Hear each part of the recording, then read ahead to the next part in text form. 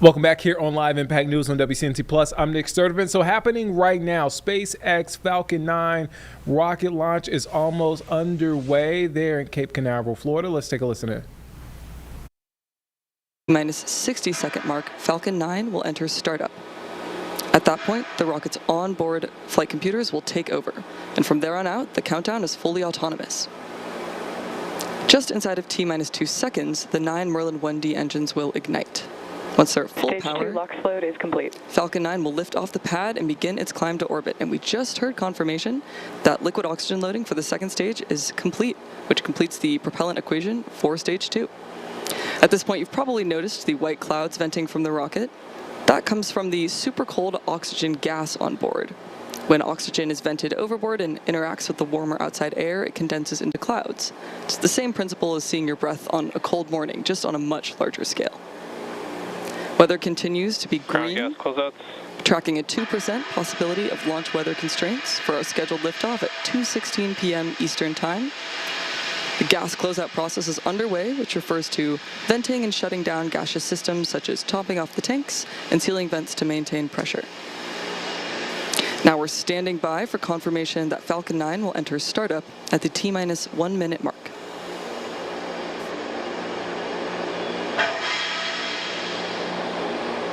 Falcon 9 is in startup. At this point, the autonomous flight computers have taken over the launch countdown, and stages 1 and 2 are pressing for launch. Let's listen in to the launch director's final go.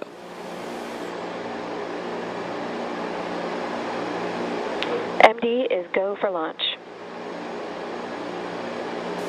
As you heard, we are go for launch. Let's listen in to the final seconds of the countdown. T-minus 30 seconds.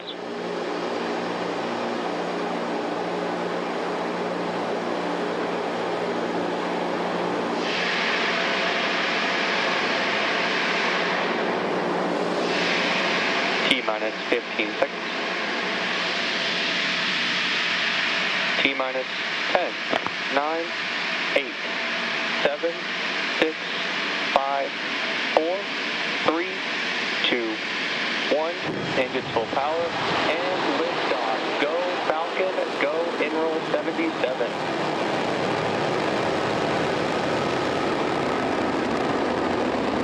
Vehicle is pitching downrange. And with you, chamber pressure is nominal.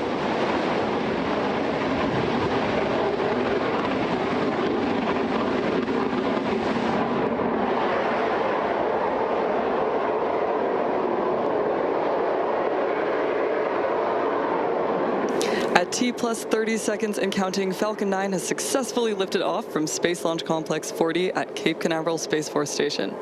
And in just a few seconds, we'll throttle the engines down in preparation for max Q, which stands for maximum dynamic pressure. It's the moment in the Power launch and telemetry nominal. when the vehicle experiences the greatest mechanical stress that it will see during its ascent. To help go from vertical to horizontal, the first stage also performed a gravity turn where the engine's gimbal a small amount supersonic to turn the first stage from going straight up to horizontal with the help of gravity. Eventually, Falcon 9 will be roughly horizontal to Earth as we achieve orbit.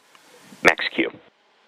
Falcon 9 has just passed through max Q, and the rocket typically needs to go 17,500 miles per hour horizontally in order to avoid being pulled back down to Earth and get into orbit. You can track our progress to orbit by watching the left corner of your display, which is showing first stage velocity and altitude. We have several events coming up in quick succession, and we should hear them all called out by mission control. These include main engine cutoff, or MECO, stage separation, stage 1 flip, second engine start 1, and boostback burn. Main engine cutoff is when we shut down all 9 M1D engines on the first stage. Stage separation is when the first and second stages of Falcon separate from one another. Stage 1 flip is when the booster uses its nitrogen gas thrusters to flip the booster around. Next, second engine start 1, we will light the MVAC engine on stage 2 for the first time, and after that is boostback burn, when the engines will light to place stage 1 on a trajectory towards the landing zone. So keep an eye out for these events happening back to back.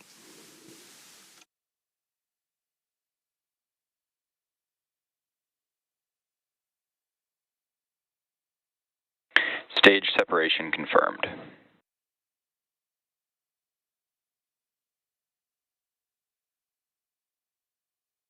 Stage 1 boostback startup.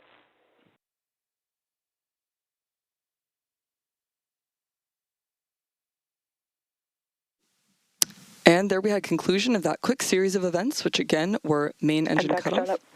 second stage separation, stage 1 flip, second engine start 1, the MVAC engine, and the start of the boostback burn. Coming up next will be fairing separation in just a few seconds.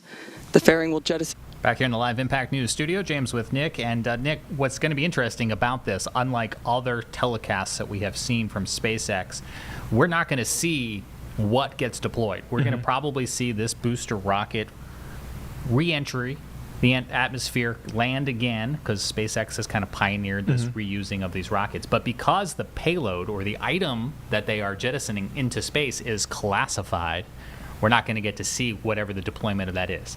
I could speculate what it is. You could speculate what it is. It's probably some sort of military or spy satellite.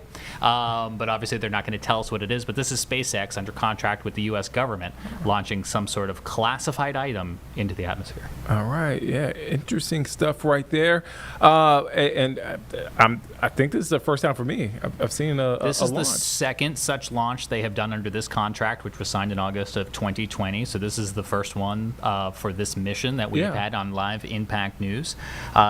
Just like we've seen with astronauts going to the space station, the U.S. government has contracted with providers such as SpaceX or United Launch Alliance to handle some of these kind of on the private commercial side of things.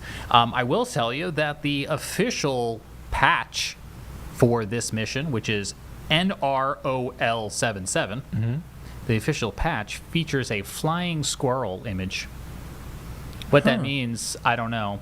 Officials say it represents hard work and endurance, but I don't know what that tells us or doesn't tell us about what is the capabilities of this, quote, classified payload. But yeah, it's represented by a flying squirrel image. Okay. All right. Well, again, You're welcome. You take if you saw from the beginning, that was a live look there. A SpaceX Falcon 9 rocket launch.